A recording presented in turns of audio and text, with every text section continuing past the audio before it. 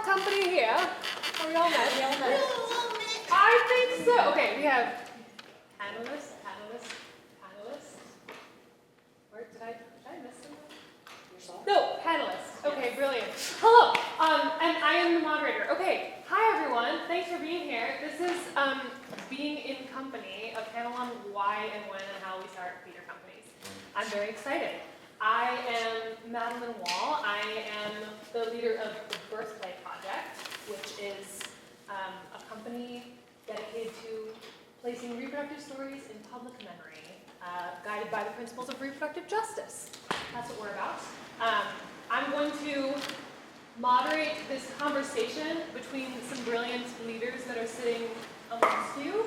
And I'm going to ask them to introduce themselves first, and then I have a series of questions that will help guide this conversation, but they will not be exhausted by any means. There might be other questions that come up, and we'll go with the flow. I'm going to set a 45-minute timer for this first part of the discussion. We're going to chat amongst the panelists for now, and if you've got questions and you want to jot them down, feel free. And then at the 45-minute mark, we will take a little 5-minute stretch break because this is a long little session. And then we'll come back and we will open the discussion up to everybody in the circle. Hello, are you joining us for the panel? Come sit, we will find you a chair. Oh, thank you, Claire. Thank you.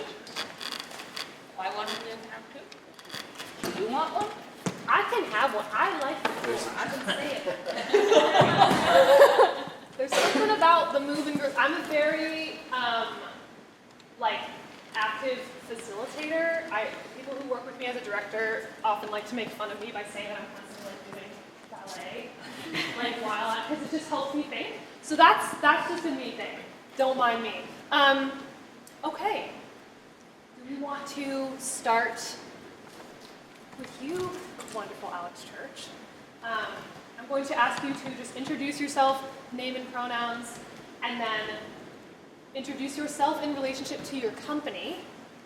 And we'll just start there so we get all of the panelists identified, and then we will start talking about our company's first stories, which I love.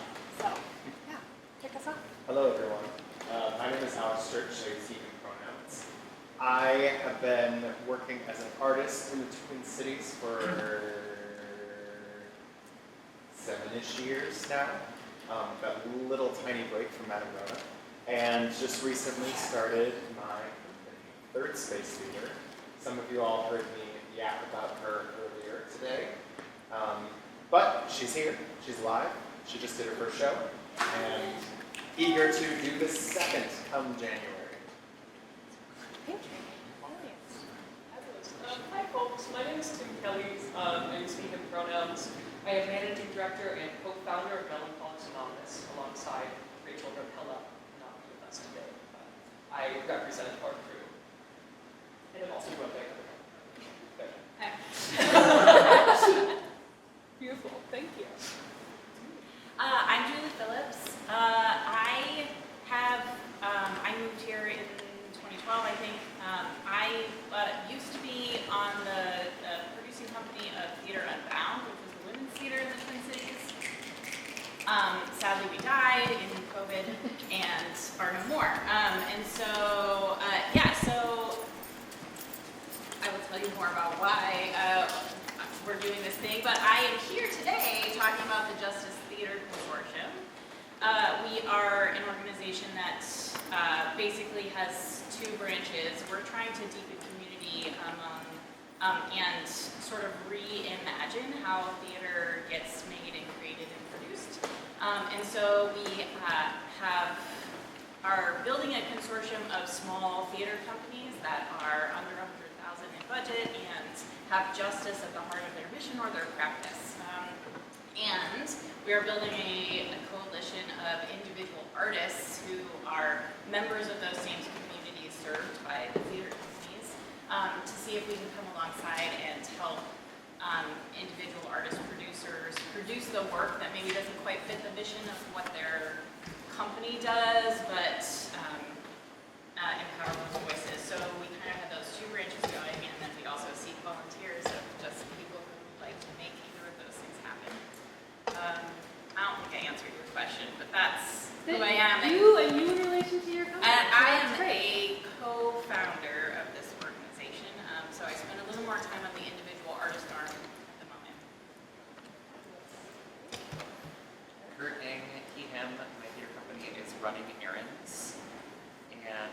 founder with a few friends who we just started working together, and then having a company was just an easy way to help people that we work together. So that's what it is. We make theater for modern audiences, are trying to make non-theater goers excited to go to the theater. Theater is one of those weird things where people see a bad show and then they never see theater ever again. So we're trying to, destigmatize going to theater. So connecting non-audiences, different venues, fun shows, making it a party. Okay, so my next question for each of our panelists is, I want to hear your company's birth story or origin story. How did you come to be what you are today?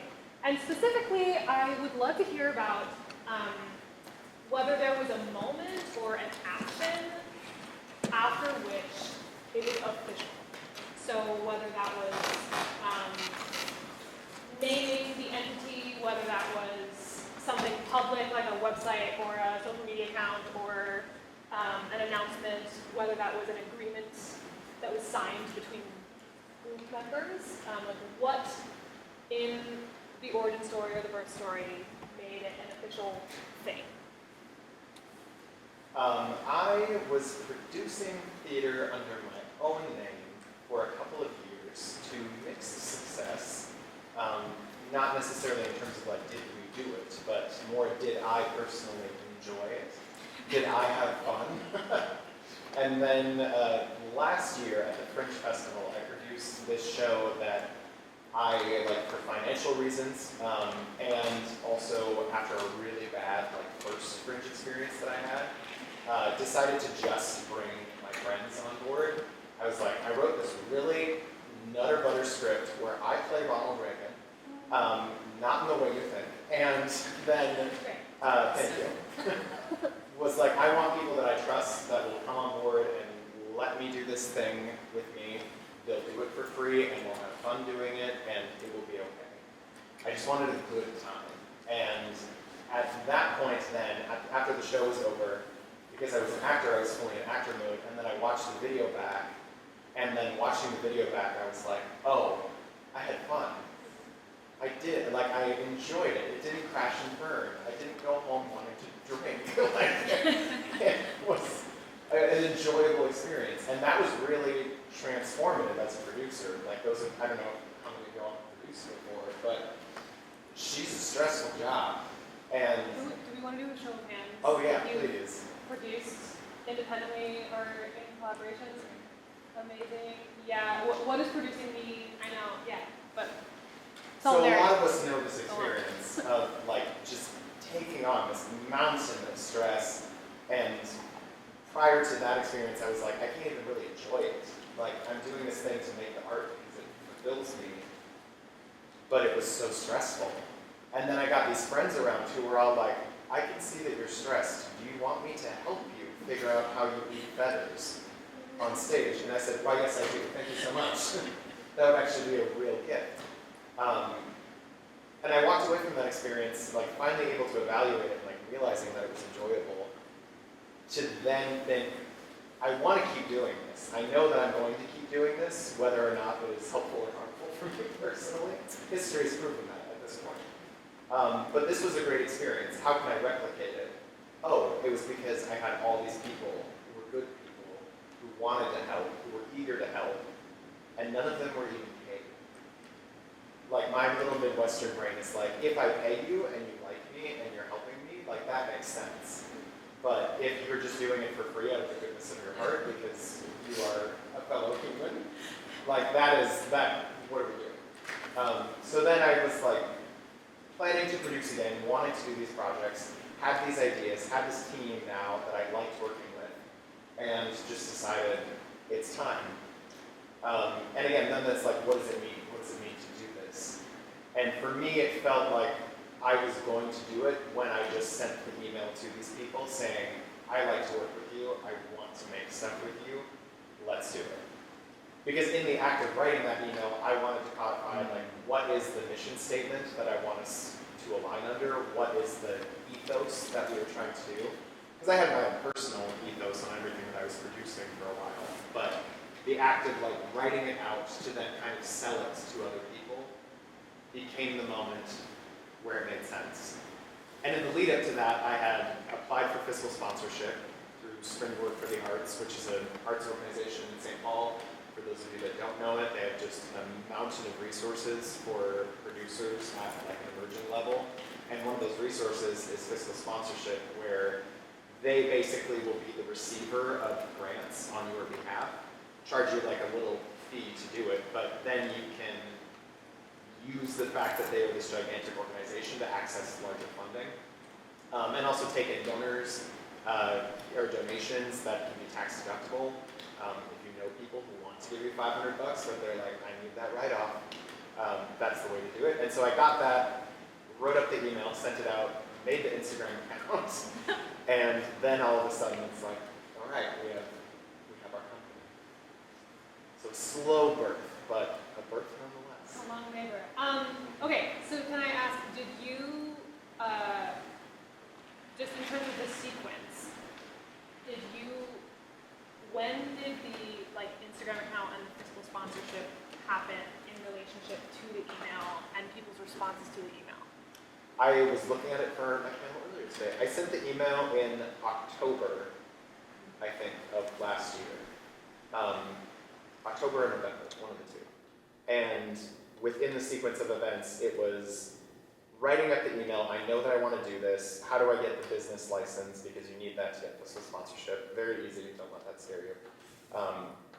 But all of it sort of happened at the same time, and then once I got the business license and the fiscal sponsorship, then I hit send, because I was like, okay, I've gotten my ducks in a row, those things are done, and now when I'm asking people to come on board, it felt like I was asking them to come on a tangible thing, versus when I finished writing the email, I didn't have the license, didn't have the sponsorship.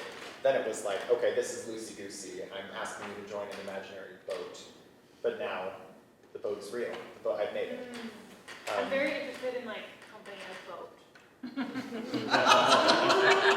We're going to talk about what the noun company means after the break, because I think that's a very interesting, I don't think it's a settled question. I think that we have different definitions, and I would love to explore that. Anything else that you'd like to say about your birth story? It was scary. Like as an individual who had produced for a long time, I felt like I had to kind of put myself in a box.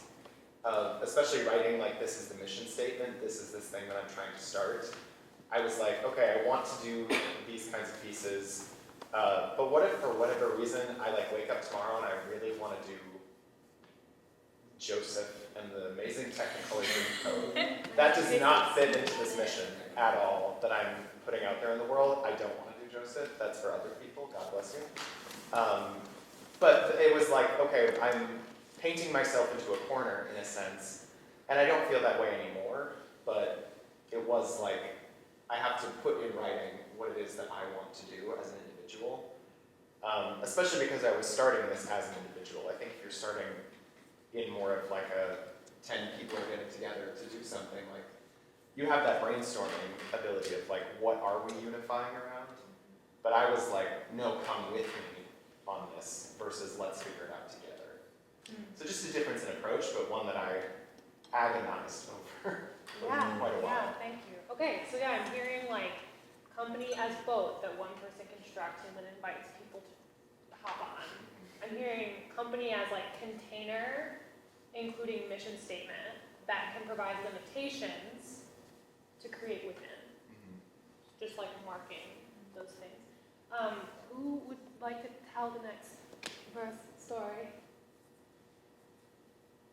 Jump in. Yeah. Our story is not dissimilar to Alex's. Rachel and I started producing under the Melancholics Anonymous name as fresh graduates from St. Olaf College in 2019 with Minnesota Fringe Festival. Shout out Minnesota Fringe. As some of that laughter may have indicated, that was immediately before the pandemic, which was actually, I'm sorry, a bit of a godsend for us. We loved producing during the pandemic because it removed the primary barrier to entry for us, which was rental of a space. Yeah. No one was in person, so what that meant was we could build up our resume, build up our skills virtually. Did we have a lot of people engaging with that art? Maybe not. Was it art that we were making from our living rooms? Yes. Are we filmmakers? No, but we were making films. So there were certainly elements to it that were not ideal, but I mean, such is the global pandemic. But it was nice to be able to make some art and get some folks on board who were just hungry to make when there wasn't much going on. So we continued to produce just as the two of us, but gained some faithful collaborators during that process, which was beautiful. When we started to come back to in-person art, our first Minnesota Fringe Festival back was kind of overwhelming for us in a positive way. There was a lot more attendance and hunger for what we were making than we expected. And so we started kind of saying, okay, maybe this will actually be possible to put in full seasons, to make something that is a little bit more company-oriented, despite the fact that we didn't yet have a structure to that. So for the 2023 festival, we got a fantastic crew on board for, again, that Minnesota Fringe Festival. If you can't tell, Melancholics Anonymous loves the Minnesota Fringe Festival, and we hope that you do too. But after just a rousing success to that one, really overwhelming how kind people were to our work that year, we brought in a bit of a nest egg that we could carry over into something that became more regular season programming and something that we felt could become a more regular structure for us. And so we put out a call to everyone who was involved in that show. It was the largest that we had produced up to that point, so there were 10 people involved in that production.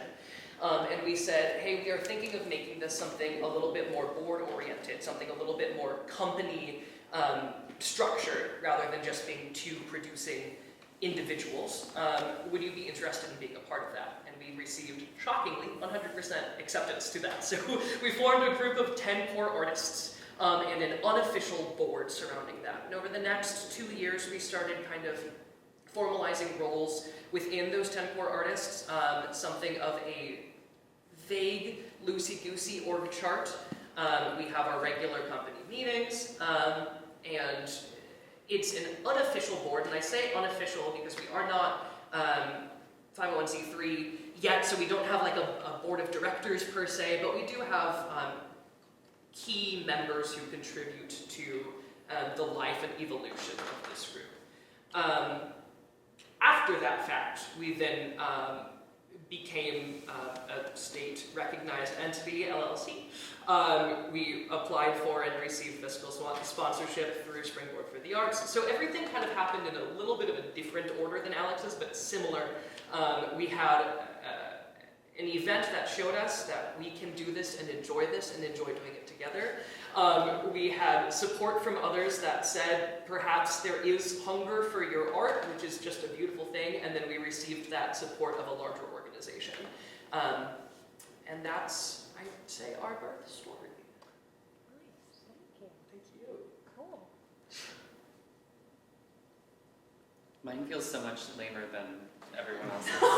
But I am basically an entire theater company in one person. My meetings with leadership is like, I take my director friend out for dinner, and I'm like, okay, let's talk about the project that we want to do. Or my friend who's a dramaturg, I'll send her a script when I have something ready, and then she'll send me notes. And then the rest, everything else is me. So it feels like the Wizard of Oz, and there's like the mask, and I'm operating everything. So I think as I still feel like the company is still being born. Like it still feels like it hasn't, it's still It's gestating and yeah. it's still being We're gonna born. keep going with this metaphor, guys. Yeah. This is who you got. So it's still growing. I modeled it off of this company when I was thinking of it, off of Dots, which is a all lowercase with a dot.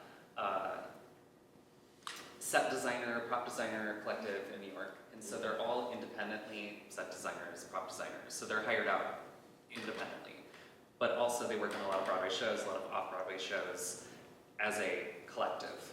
And so I was thinking of this as a director, a dramaturg, me, hopefully other people, who we all work for other things, but eventually we can like, every other year or every year we come together and like work on a project together. So it was just kind of this like conglomeration is what I'm thinking of it more, rather than like an organization.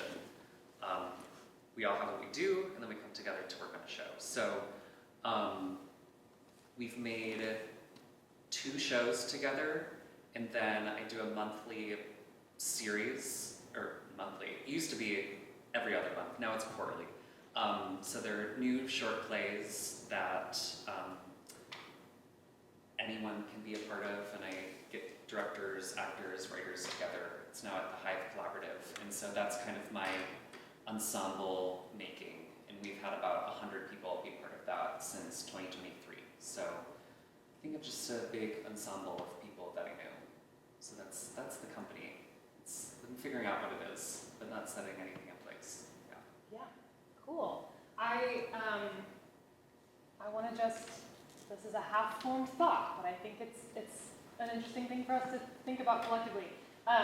It's just what things are called and what those names mean, I think is an interesting aspect of this discussion. Like it might feel semantic, but I think there's a lot of meaning behind it. Like for instance, I'm thinking about Running Errands, which is the name of Kurt's company. It's also the name of the series of the short plays that happen. So I think that like when I first learned of Running Errands was like the name of the event series. Yes. And now Running Errands is a company with an associated ensemble, which I just think is very cool. My company is called the Birthplay Project because it started as a project. And so maybe it should be renamed at some point, but it has tripped people up sometimes because maybe they've seen like one play of ours and they'll maybe think that we're working on like the same play, one birth play. And it's just like an ongoing project. We keep revising it and it looks totally different. So that's just an interesting thing, like what do you call the thing that you're making and how does that inform your potential audience or collaborators about like what it is that you're trying to do? Yeah. I think you should also talk about how you started the Birthplay Project. Oh, okay. I can give a birth story. I'll give a brief birth story. I'm gonna have Julie go first though. Thank you. Oh, well, okay. Just cut me off if I talk too long. I feel like I could talk about this for a while. So picture, it's 2020. I'm working at Theater Unbound, the women's theater. We're in our 20th season. COVID shuts everything down. We lose our artistic director, and I raise my hand to be the interim artistic director. Fast forward to 2021, our board votes to dissolve the organization. I have a lot of feelings about this. We can talk later about all my feelings. So that spring, 2021, I had this pivotal conversation with Ann Bertram. So she was one of the founding members of Theater Unbound. She was executive director when I started there, and she's also a playwright extraordinaire here in town. And so we were having coffee, like debriefing about all of the things, and she was like, this is your opportunity to raise your head and think about all the things. Like, what is the art you want to make, and how do you want to make it, and who do you want to make it with?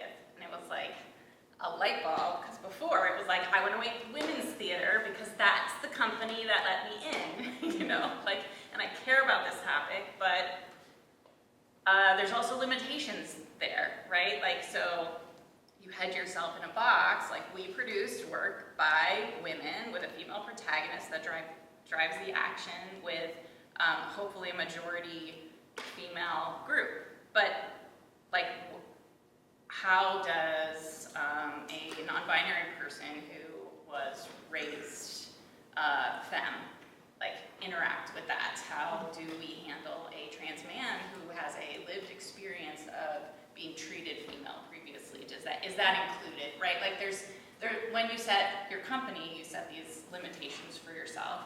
And in the women's theater space in particular, we tend to center the stories of white, cis women. Just that seems to be be a thing that happens a lot. And so what are all the other intersections of stories that would be interesting to tell? And I sat down with my friend Jenny Ward, who's my co-founder in this organization, and we were sort of sitting there in spring of 2021, raising our hands up in the air, going, what do we do with ourselves? And one of the things I'm really interested in is coming alongside of people. I love to help other people make art. In my day job, I'm a revenue operations manager, and that basically means I sit between sales and operations and marketing and customer success, and I make sure things, like I build processes and make other people's jobs better so that our organization can run. So that's kind of like what I do with my day job. So anyway, we were talking about it, and it was like, what if we didn't have to form a theater company every time we have something to say?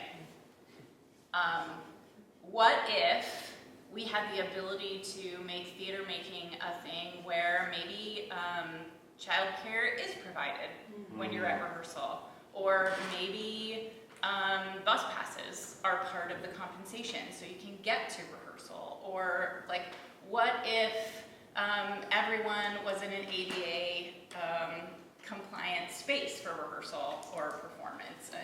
So we just started brainstorming, what if we could make theater making at this sort of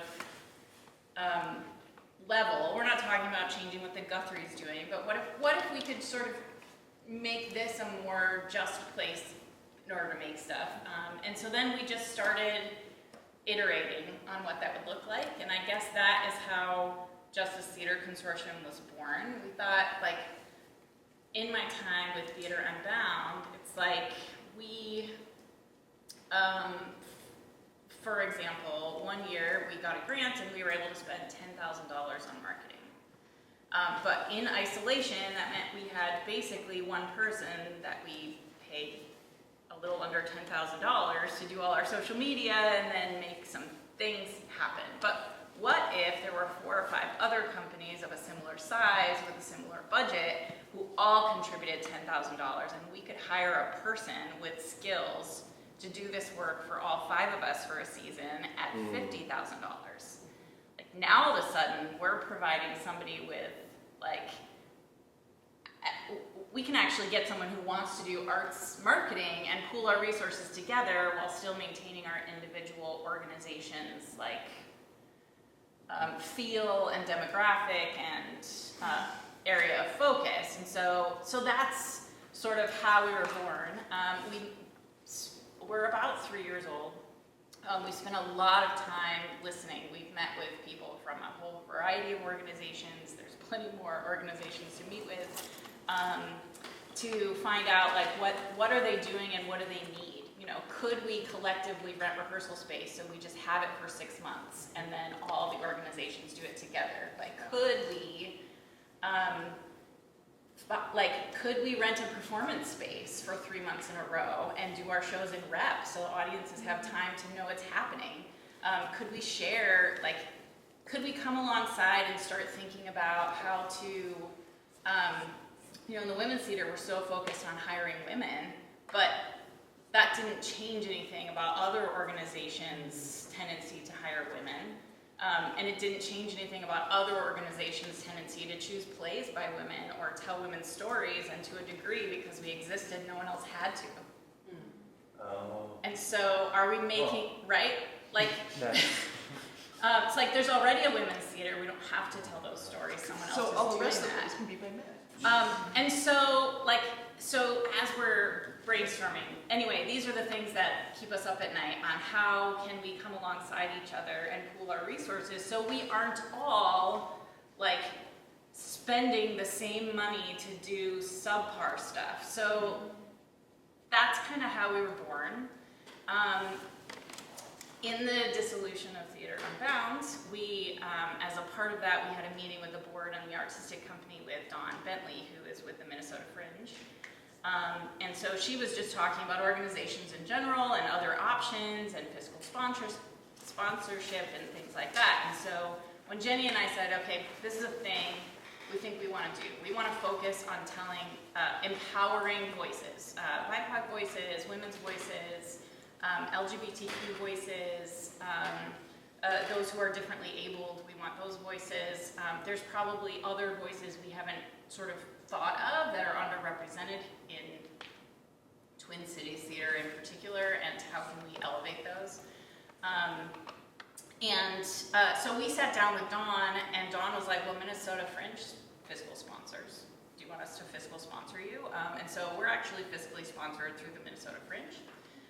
They only charge 5% instead of 7% Springboard. Just a little plug for them, in case you're going that way.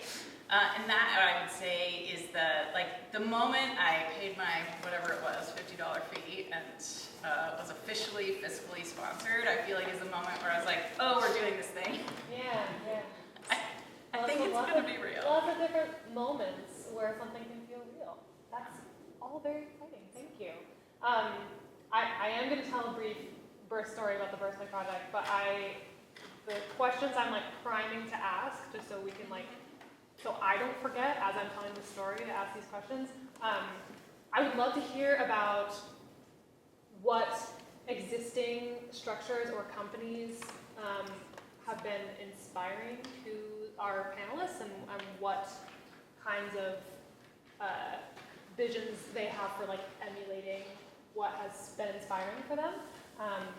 And then I also just want to talk about dreams, which we've already started to verge into.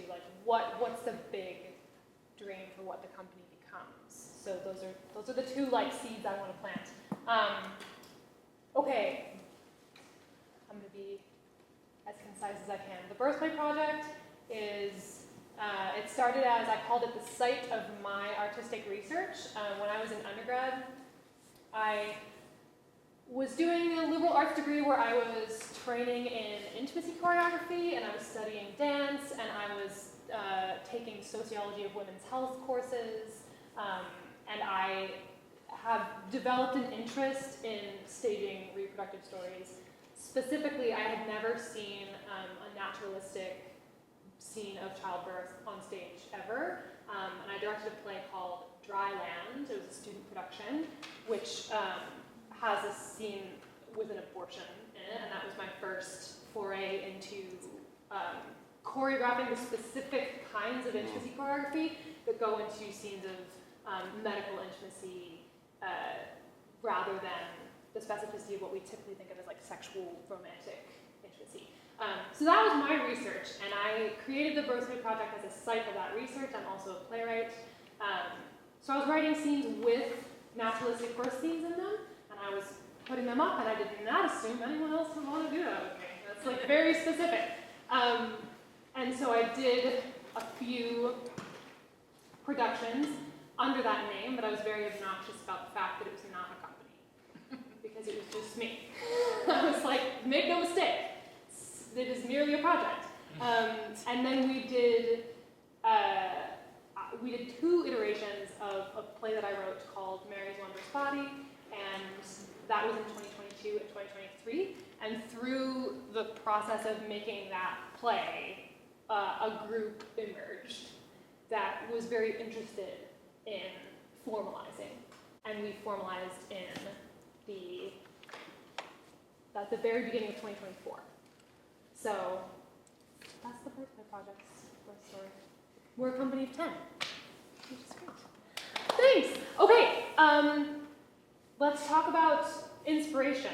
What have you seen that you are inspired by, that you want to emulate? You could also feel free to talk about what you feel like your company is doing that you haven't seen, that you're interested in bringing to the forefront. I know Kurt talked about, what was it, Dots? Dots. Yes. Dots, the collective of designers. Yes. So that's an example. Any other thoughts from our panelists about this is what we want to be? While we've been evolving, Rachel, our artistic director, has worked with some very large companies. So she's been a Milwaukee rep for a year. She did some work with Portland Stage and Hartford Stage up in the Northeast. And so a lot of our kind of idealistic structure has evolved from the well-funded big companies, informed by being small and scrappy. And so, like, aspirationally, we hope to be able to emulate the like clear delegation of work of a larger company, while still recognizing that as a smaller, less funded company, there's a lot of picking up of pieces that we do collectively. So I think I would say that we aspire to follow like a large company structure while having each other's backs as a small company. Cool. Yeah, sort of Inspiration? within that, I was really inspired by Full Circle Theater, which is out in St. Paul. I'm pretty good friends with their now former artistic director, but their model, as she described it to me, I think works well in what you're saying, where rather than, like, I could say, Keegan, thank you so much for being in my company. You are now the development director. Like, go nuts, go off, go find us some grants. Thank you, money, please. And Keegan gets into a show because Keegan's very talented. It has its, your own artistic practice. And then all of a sudden, this thing that I'm kind of asking you to do unpaid, just for the love of the game, like, falls to the wayside and becomes very stressful, and I'm expecting things that can't be delivered, that tension gets created.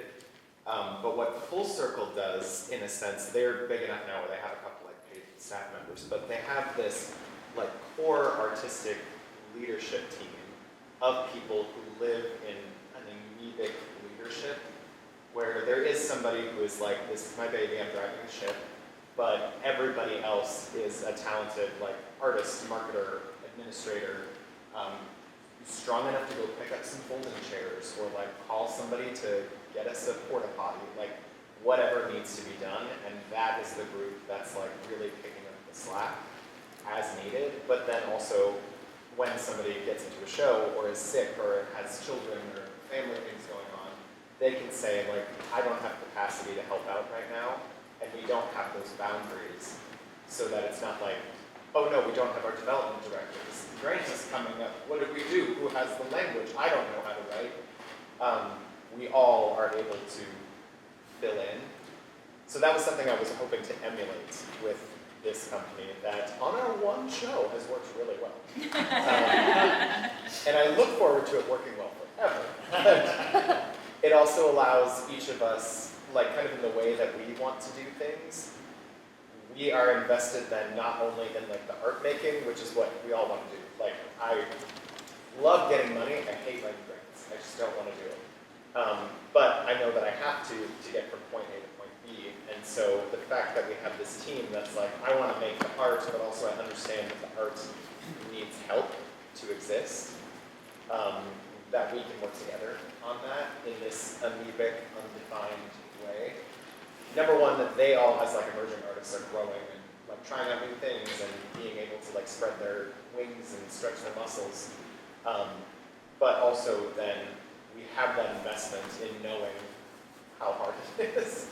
I had a friend who just produced for the very first time at the Fringe Festival, and I ran into her like on the street, and she's like, Alex, I want to like get a drink with you, not coffee, a drink, because I get it now. Like as a one-man band, you get really into this, I have to drive, and I can't even stop to enjoy it, which is where I was for the longest time. But this time around, I could say like, hey, I need somebody to like gather up library cards because we need programs printed and I don't want to pay for it. So can somebody else text everyone they know to get their library card number and go do that? Yeah, free printing. So I'm hearing pages it's, we're hearing, we have company as boat, we have company as container, we have company as amoeba. Like a dynamic structure that relies upon multi-hyphenate artists / administrators.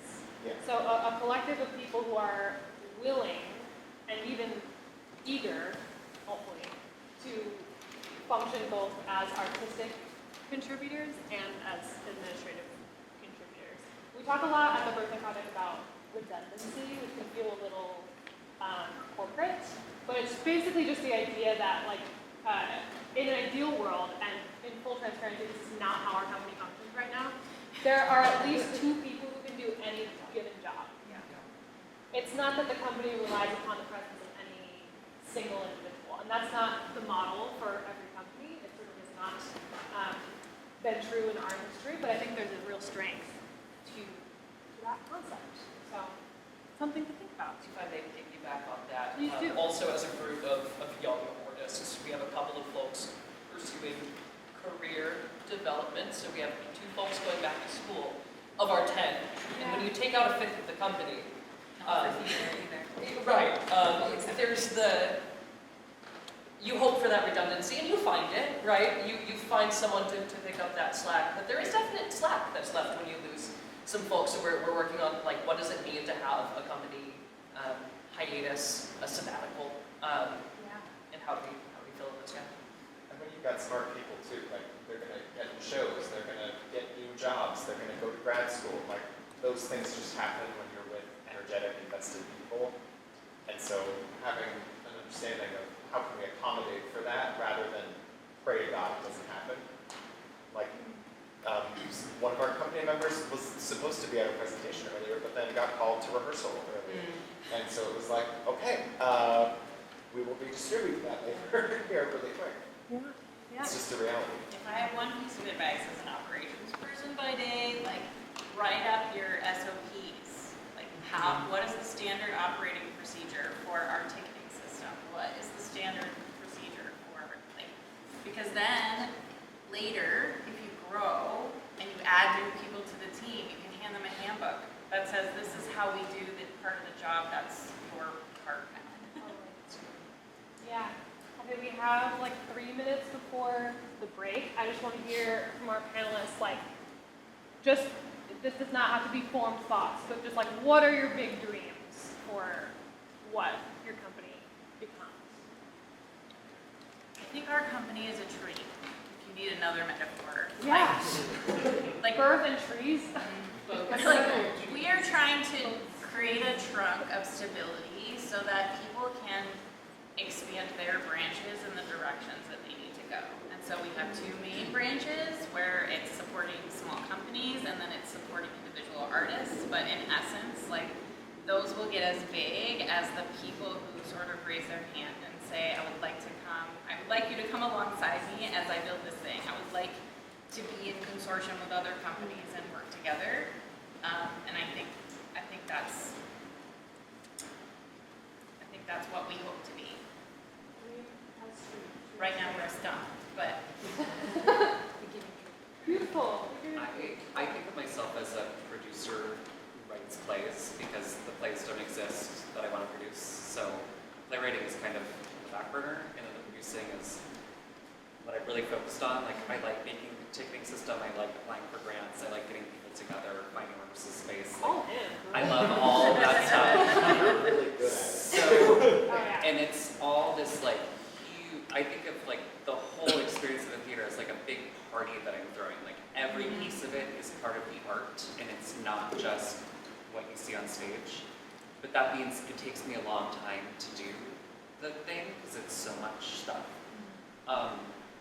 But my dream is to not just write plays for this theater. Like I would love that we're like Running Errands is a producing company that helps other people produce their plays. And I would love to see those plays at the way that, Broadway houses operate. I would love to see that happen in the Twin Cities where we could take a show to the Fitzgeralds and it runs there for a month. Or we could take a show